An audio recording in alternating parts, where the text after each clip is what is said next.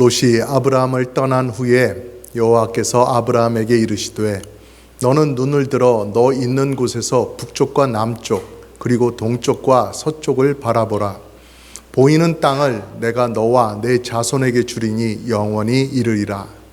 내가 내 자손이 땅에 티끌 같게 하리니 사람이 땅의 티끌을 능히 셀 수 있을진데 네 자손도 세리라. 너는 일어나 그 땅을 종과 횡으로 두루 다녀보라. 내가 그것을 내게 주리라. 이에 아브라함이 장막을 옮겨 헤브론에 있는 마므레 상수리 수풀에 이르러 거주하며 거기서 여호와를 위하여 제단을 쌓았더라. 아멘. 오늘 말씀은 하나님께서 아브라함을 찾아오셔서 그가 거주하고 있는 가나안 땅을 그에게 다 주겠다고 말씀하시는 장면입니다. 오늘 말씀만 떼어놓고서 살펴보자고 한다면 하나님께서 아브라함에게 이전에 하셨던 언약, 땅과 자손에 대한 언약, 그것을 재확인시켜 주시는 것이죠. 분명히 그렇게 하겠다. 그러나 오늘 말씀만이 아니라 이 말씀 앞에 일어났던 여러 가지 사건들을 함께 아울러서 보면서 이러한 일련의 일들과 하나님의 말씀 속에서 아브라함과 사라가 어떻게 변화해 가고 있는가, 하나님은 그들을 어떻게 이끌고 계신가 하는 것들을 우리가 함께 살펴보기를 바랍니다. 지난 주일에 우리가 함께 보았던 창세기 12장, 거기서는 아브라함과 사라가 기근 때문에 애굽에 내려갔었던 일을 전하고 있었지요. 양식을 얻기 위해서 잠시 내려갔던 그 애굽인데 거기서 그만 아브라함은 아내 사라를 빼앗겨 버릴 그런 위험에 처하게 되었어요. 눈 뜨고서도 코를 베인다 하는 말이 있는데 이건 그거보다 더 심한 거예요. 눈 뜨고 있는데 아내를 빼앗겨 버리는 그러한 지경에 이르렀던 것이었어요. 참 난처하고 참 그런 일이 있으면 안 되는데 아브라함이 한 말이 있었거든요. 이 사람은 제 동생입니다 하고 한 말이 있었기 때문에 이제 와가지고 제 아내입니다 라고 말하지도 못하고, 또 아내를 데려간 사람이 보통 사람도 아니고 애굽의 왕이었기 때문에 어떻게 하지도 못하고 속만 끓이고 있었다라는 것입니다. 그런데 하나님께서 도우십니다. 하나님께서 그 애굽 왕의 집안에 큰 재앙을 내리셔서 그 애굽 왕을 두렵게 하셨던 거예요. 아무것도 두려운 것 없고 자기 권력대로 마음대로 할 수 있어서 그 애굽 왕에게 그렇게 하지 못하게 막으신 것이었죠. 그래서 애굽 왕은 사라를 돌려보낼 수밖에 없었어요. 하나님께서 아브라함과 사라를 큰 민족을 만드실 때에 그 시조로 따로 구분하셨기 때문에 사라를 데리고 가면 안 되는 일이었어요. 그래서 막아주신 것이었어요. 아브라함과 사라는 뜻밖에도 애굽이라고 하는 그 먼 곳에 가서 거기서도 함께 하시며 도우시는 하나님을 경험하고 돌아오게 되었지요. 어디로 돌아왔어요? 다시 가나안 땅으로 돌아오는데요. 3절 말씀에 보니까 그가 네게브에서부터 길을 떠나 베델에 이르며 베델과 아이 사이 곧 전에 장막 쳤던 곳에 이르렀다라고 하였습니다. 다른 새로운 곳으로 간 게 아니에요. 베델과 아이 사이, 그들이 전에 살던 곳에 다시 돌아와서 살게 되었다라는 것입니다. 그러면 여러분, 이들이 예전에 살던 곳으로 다시 돌아왔어요. 그럼 이들의 삶은 어땠을까요? 예전과 똑같았을까요? 어땠을까요? 고향이었던 우르를 떠나서 먼 곳으로 왔던 아브라함과 사라였어요. 전에는 고향에는 다 있었는데 가재도구도 훨씬 많고 아는 사람도 많고 맛있는 빵집도 있고 찻집도 있고 친구들도 있고 다 있었는데 그걸 다 뒤로 하고 우리 하나님의 부름을 쫓아서 길을 떠났더니 눈에 보이는 건 맨날 나무밖에 없어요. 양떼, 소떼, 꽁무니만 보면서 살아왔던 거예요. 그러다가 애굽에 내려갔더니 거대한 도시, 거대한 나라인 애굽에 내려갔더니 사라는 거기서 충격을 먹은 것이죠. 평소에도 자기가 잘생긴 걸 알고 있었는데 거기 가서도 자기 미모가 먹히는 걸 보면서 애굽 왕까지도 막 자기를 막 어떻게 막 아내로 삼고 싶어서 그렇게 안달하는 걸 보면서 큰 자신감과 이 자존심이 살아난 것이죠. 그래서 좋다. 그래서 이 미모는 있을 때 갖고 해야 돼 하면서 화장품도 이렇게 좀 사고 얼굴 마사지도 좀 받고 그리고 막 드레스도 좀 몇 벌 맞춰가지고 그러고 돌아왔을까요? 아브라함은 어땠을까요? 이전에도 그만하게 살았었는데 애굽에 내려와가지고 막 애굽 왕이 주는 그 선물, 양떼, 소떼, 낙타떼까지 해가지고 엄청나게 받아가지고 재산이 확 늘었어요. 엄청나게 늘었어요. 그래서 예전에 가나안의 그 베델과 아이 사이 그 동네에 살 때는 동네 사람들이 보면서 아재여 어떻게 밥은 먹고 댕기십니까? 뭐 그렇게 물었어요. 근데 엄청나게 늘어난 가축대를 보면서 아브라함이 부자가 됐구나 하는 걸 보니까 이제 사람들이 대하는 게 달라져요. 막 존경의 눈초리로 바라보면서 어르신 뭐 필요한 것 있으면 언제든지 말씀만 하십시오. 막 이러면서 달라지더라는 것이죠. 근데 그것은 제 짐작이고요. 성경은 아브라함과 사라가 갑자기 애굽에 다녀온 후로 뭐 자존심이 센 사람으로 변했다. 뭐 그 동네 사람들과의 관계가 한층 달라졌다. 뭐 그런 이야기는 하고 있지 않아요. 성경은 그런 이야기를 하지 않아요. 그러면 아브라함과 사라가 애굽에서 돌아와서 어떻게 변했을까요? 이 4절 말씀에 그것이 나와 있습니다. 그가 처음으로 제단을 쌓은 곳이라 그가 거기서 여호와의 이름을 불렀더라 하였습니다. 그가 제단으로 나아가서 그를 도우시고 그와 언약 관계에 있는 그 하나님을 찾으며 더 깊은 관계로 들어갔다라는 사실을 암시하는 이 제단에서 여호와의 이름을 불렀다 하는 그 말씀이 있는 거예요. 애굽에서 막 집안이 풍비박산이 될 뻔했는데 하나님께서 도우셨다. 사라를 되찾아 주셨고 많은 것을 얻게 하셔서 안전하게 돌아오게 하셨다. 하나님께서 이렇게 해주셨다는 것을 인정하며 거기서 감사가 나왔던 것이죠. 그래서 제단 앞에서 감사를 드렸던 것입니다. 오늘 말씀 바로 앞에도 보면은요, 조카 롯과 이제 헤어지는 그런 장면이 나오는데요. 그 일이 있은 후에도 아브라함은 하나님 앞에 제단을 쌓고 하나님 앞에 감사의 제사를 지내는 그런 모습이 나오고 있습니다. 그것이 18절이에요. 이에 아브라함이 장막을 옮겨 헤브론에 있는 마므레 상수리 수풀에 이르러 거주하며 거기서 여호와를 위하여 제단을 쌓았더라 하였습니다. 아브라함은 어떤 사람이었습니까? 75세가 되어서 우르를 떠날 때까지 그는 하나님을 모르던 사람이었습니다. 여호와 하나님을 알지 못하던 사람이었어요. 그럼 그의 아내 사라는 어땠을까요? 사라도 마찬가지였습니다. 그녀가 65세 되어서 아브라함을 쫓아서 그 마을을 떠날 때까지도 그 여인의 삶에 있어서도 여호와 하나님은 없었습니다. 그랬던 사람들이 하나님의 부르심을 받아서 길을 나서게 되고 그의 인생의 여정들을 하나님 앞에 맡기게 되고 그 가운데 하나님의 지키심과 하나님의 신실하심을 겪게 되면서 그들은 하나님을 더욱더 믿음으로 섬기는 사람들이 되어 갔다. 그런 변화가 일어났다. 바로 그것을 보여주고 있는 것입니다. 오늘 말씀 바로 앞에 이 조카 롯과 헤어지는 그러한 장면 여러분 다 아시잖아요. 아브라함이 조카 롯에게 먼저 양보를 합니다. 네가 원하는 땅에 가서 너가 목축을 하면서 살아라. 너에게 우선권을 주겠다. 그래서 조카 롯이 장소를 정하고 떠나가지요. 그런 것들 보면서 아브라함이 참 마음씨 좋은 성품 좋은 삼촌처럼 그렇게 나타납니다. 반대로 조카 롯은 어떻습니까? 삼촌한테 양보할 줄 모르고 어르신 공경할 줄 모르고 앞에 좋은 것 있으면 자기가 홀랑 그걸 가로채야 직성이 풀리는 그런 이기적인 사람, 약삭빠른 사람으로 이렇게 보이기도 하잖아요. 그것이 우리의 이해이지요. 야 세상에나 야 삼촌이 지금까지 돌봐주고 모든 좋은 것을 나눠주고 했는데 야 어떻게 얌체처럼 자기가 먼저 그 좋은 땅을 차지할 수가 있지? 이런 생각이 우리에게 든단 말이죠. 그리고 거기서 더 나아가면은 이것을 갖다가 이 교회 안에서 웃사람을 대하는 그런 예절 이런 걸 가르치는 그러한 재료로 사용하기도 한단 말이죠. 야 얘들아 그럼 물 한 그릇도 위아래가 있는 거야. 롯이 말이야. 그 위아래를 구별하지 못하고 막 자기 좋은 것만 가지려고 막 그렇게 하다 보니까 어떻게 됐어?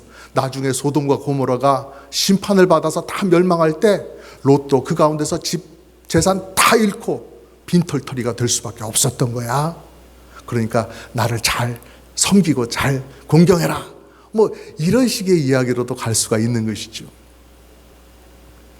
옛날에 교회학교 선생할 때 막 그렇게 가르치고 했는데 말이죠. 그렇지만 오늘 성경의 말씀은 롯에게 좋은 것을 많이 양보했던 그 성품 좋은 인자한 풍성한 여유로운 그 아브라함의 성품 우리가 본받자 하는 그런 의미로 기록된 것은 아니라는 것입니다. 무엇 때문에 기록되었습니까? 하나님께서 아브라함에게 언약을 맺어주시고 그리고 그 언약대로 아브라함과 사라를 지키시고 그들을 통해서 훗날 민족을 만들고 그 민족 가운데서 구원자를 보내시려고 하는 이 계획을 이루어 가시는 것, 이 신실한 하나님을 경험하게 되면서 아브라함이 제단을 쌓고 여호와 이름을 부르는 믿음의 사람으로 변화되어 갔다.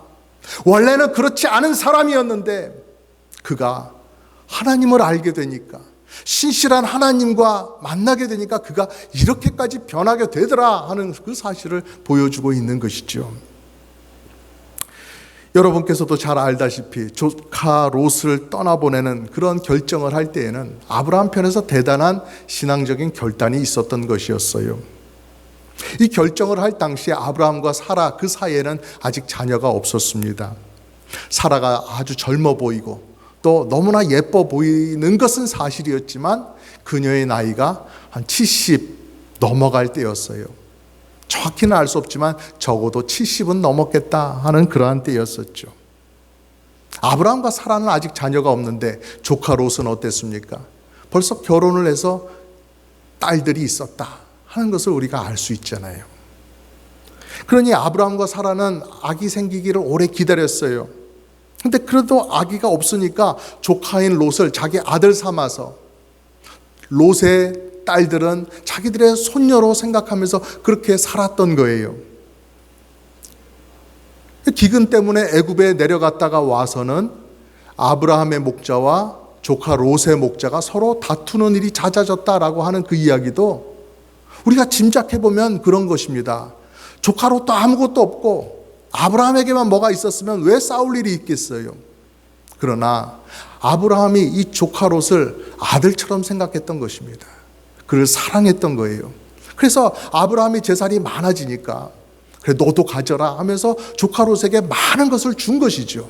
그러니까 아브라함의 목자도 조카 롯의 목자도 많이 있는 것이고 또 그들이 많은 양떼 소떼를 치다 보니까 서로 풀이 있네 없네 물이 있네 없네 하면서 서로 다투는 그런 일들도 생기게 되었겠지 않았나 이렇게 볼 수가 있는 것이죠.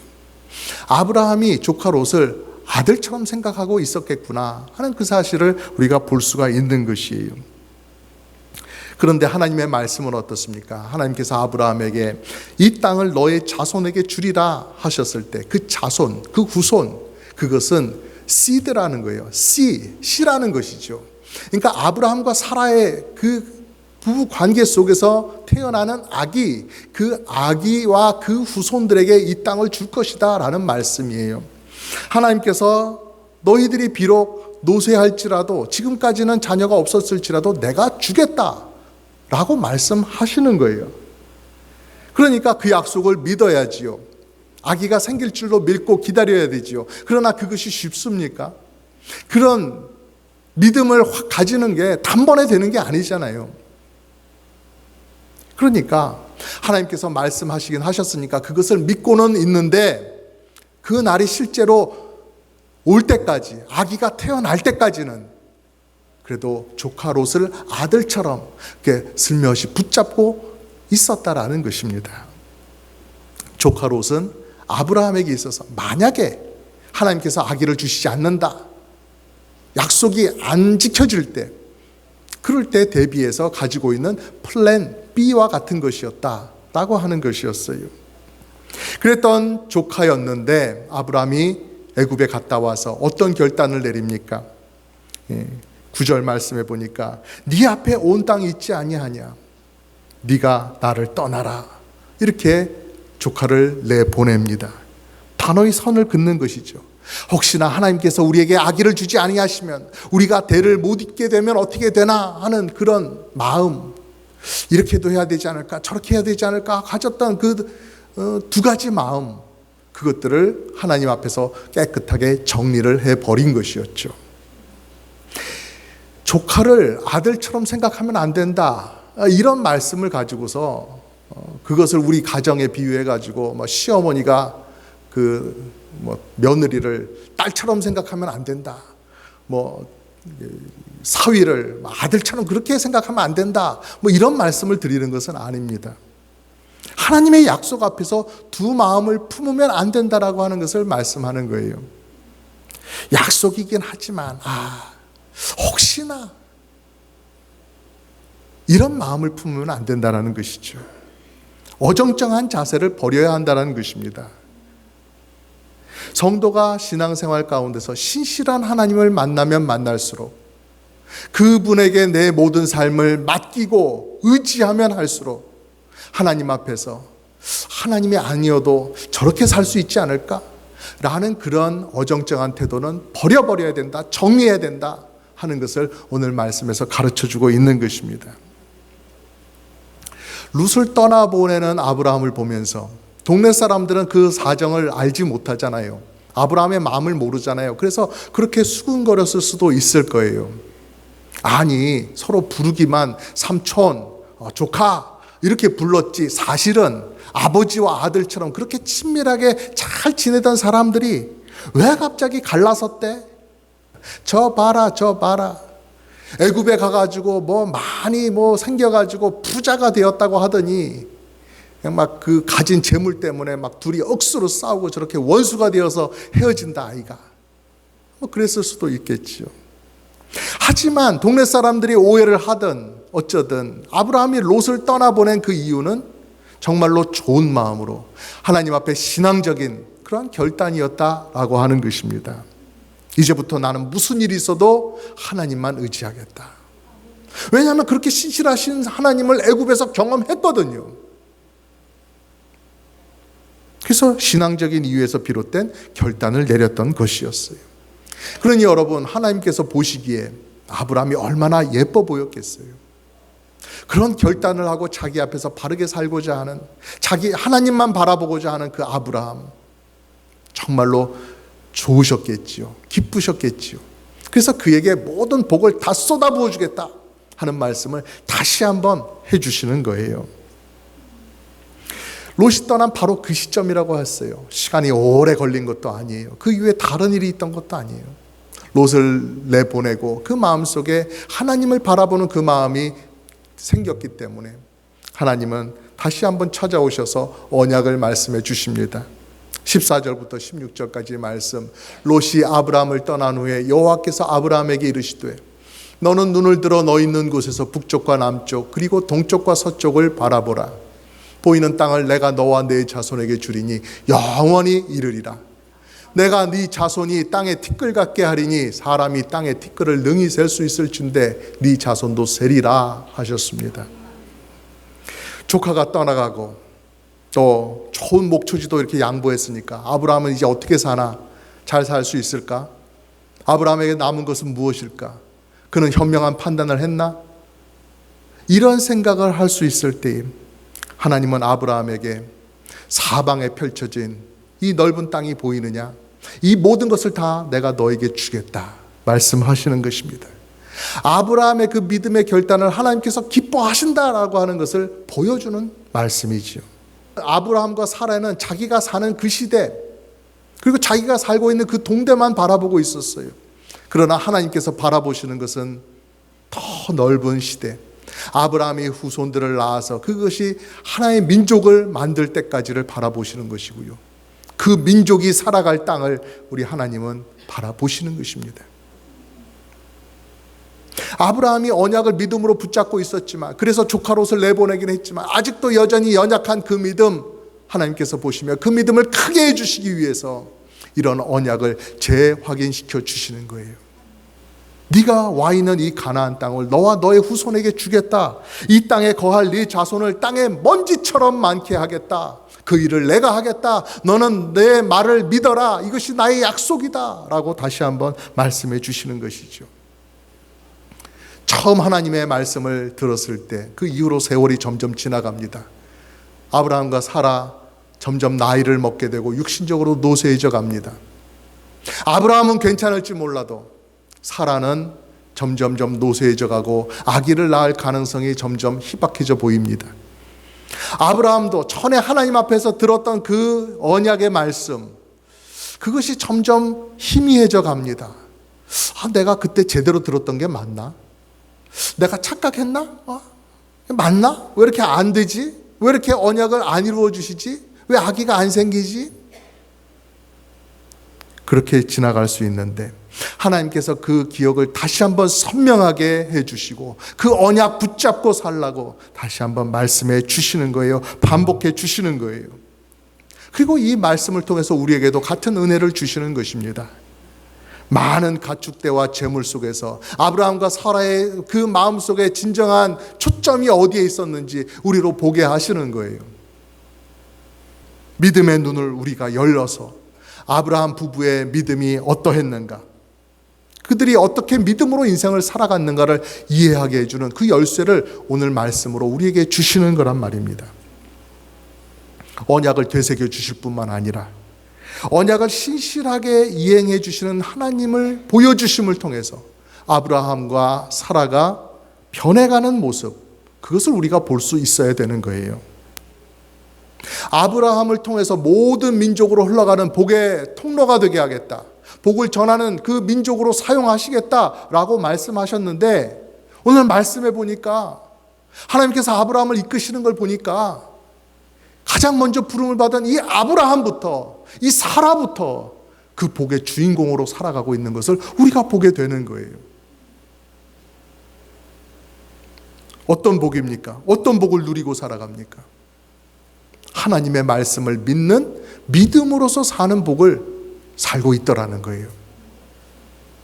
영 기대했던 것과는 다른 복입니까?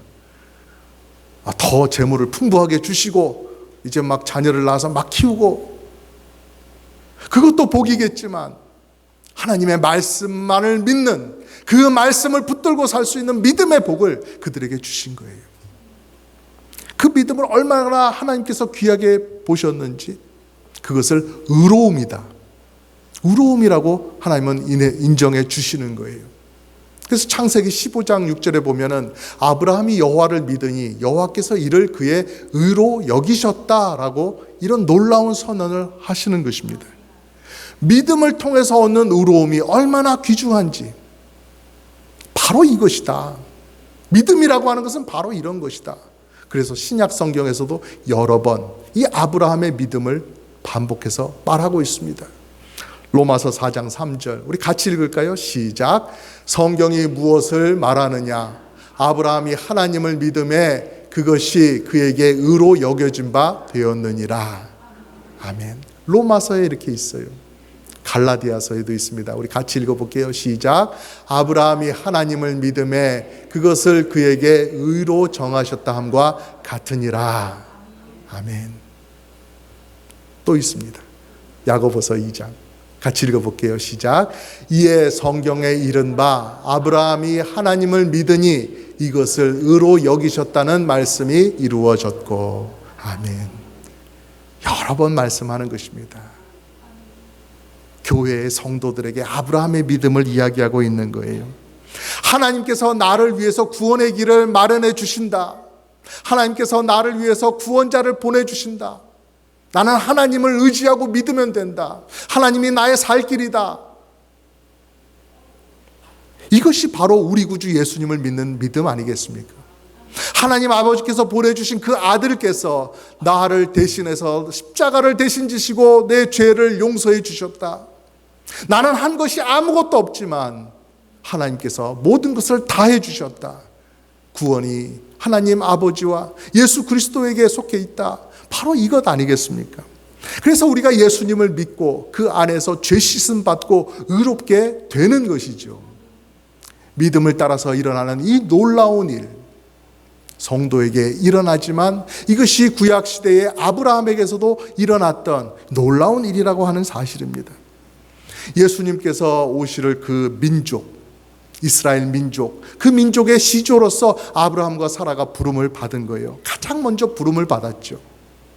그 이후로 점점 예수 그리스도에 대한 계시, 오신다고 하는 그 여자의 후손이 어떤 모습으로 어떤 분으로 언제 올 것인가 하는 것을 점점점 계시로 밝혀지지만, 아브라함은 그런 계시, 그런 때로부터 가장 멀리 있는 사람이었어요. 그럼에도 불구하고 아브라함은 하나님을 인격적으로 만나면서 하나님의 말씀을 내 경험보다, 내 지식보다, 내 판단보다, 내 취향보다 더 앞세우고 더 의지하는 그러한 믿음의 사람이 되었다라는 거예요. 여호와 하나님만이 나의 구원이시다. 내 재물 그게 아니야. 내 주변에 있는 사람들이 아니야. 내 판단이 아니야. 내 친척이 아니야. 거기에 내 구원을 기대할 수 없어 라고 했던 것이었어요. 온 세상의 구원의 복을 전하게 될 그 후손들과 또 그 후손들 가운데서 오실 여자의 후손 예수님을 바라보았던 것이죠. 아브라함도 믿음 가운데서 그 날을 바라보았던 것이에요. 예수 그리스도를 바라보았던 것이에요. 여러분, 놀라운 일 아닙니까? 아브라함은 처음부터 대단한 사람이 아니었습니다. 믿음의 사람이 아니었어요. 우리와 다를 바가 없는 평범한 사람이었죠. 기근 때문에 다른 곳으로 이동해서 이사해야 됐고, 또 애굽 사람들을 두려워했던 그런 사람이에요. 아내를 되찾아올 수 있는 힘이 없던 사람이었어요. 조카 롯을 붙잡고 있었던 연약한 사람이었어요. 하지만 하나님은 그런 아브라함을 변화시켜 나가십니다. 그에게 언약을 재확인시켜 주시고 그와 함께하는 나날들을 통해서 아브라함을 변화시켜 주신다는 것입니다. 우리도 마찬가지입니다. 우리도 두렵고 연약합니다. 불안하고 흔들릴 때가 많습니다. 내가 만들어 놓은 플랜 B가 있어야 되겠다. 하나님이 아니라고 한다면 플랜 B를 의지하고 살아야 되겠다라고 하는 그런 생각이 들 때도 있고, 또 하나님께서 내게 말씀을 주셨지만, 약속을 주셨지만 그것이 선명하게 보이지 않을 때가 있습니다. 하지만 여러분, 믿음이라고 하는 것은 내 생각을 의지하는 것이 아니라, 내가 이렇게 하면 더 잘 될 것이다 라고 하는 나의 짐작을 의지하는 것이 아니라 하나님의 말씀을 믿고 살아가는 것입니다. 하나님은 신실하신 분이시기 때문에 그 안에서 내 인생의 구원과 내 소망을 발견하는 것입니다. 여러분, 우리 인생을 한번 돌아보시기 바랍니다. 예수님을 믿고 살아온 그 이후의 날들 가운데서 하나님께서 우리를 버리신 적이 있으십니까? 넌 안 되겠다, 넌 가서 몇 년 있다가 다시 와라, 그런 적이 있으십니까? 하나님께서 이번에는 안 되겠다, 내가 너에게 도움을 못 주겠다, 내가 너무 바쁘다, 미안하다, 그러신 적이 있으십니까? 나는 아무것도 아닌데, 나는 그런 자격이 없는데도 불구하고 하나님은 나를 사랑하시고 돌보아 주시는 것입니다. 내가 무엇이라고 그렇게 나를 보호하시고 예뻐하시는지, 그런 걸 생각할 때마다 감사가 터져 나오지 않을 수가 없는 것입니다. 그러므로 아브라함처럼 늘 예배의 자리에 서시기를 간절히 부탁을 드립니다. 그 자리에서 하나님을 경배하고 예수 그리스도를 통해 주신 그 구원의 언약, 그것을 잘 붙들어 나가시기를 간절히 바랍니다. 하나님께서 날 사랑하시는 것을 아시는 만큼 우리도 하나님을 많이 마음껏 온 힘을 다해 사랑하며 살아갔으면 참으로 좋겠습니다. 믿음 하나로 의롭다 하심을 받은 아브라함이었습니다. 그것처럼 우리도 같은 믿음의 길을 따라 걸어가기를 간절히 바랍니다. 예수 그리스도를 믿으면 구원을 받는다 하는 그 새 언약을 우리에게 허락하여 주셨는데, 그 언약 붙잡고 살아가면서 그 믿음의 여정 속에서 우리 주변에 구원을 전해줄 수 있는 그런 귀한 복의 통로로 우리가 오늘날 쓰임을 받기를 간절히 바라며 여러분을 축복합니다.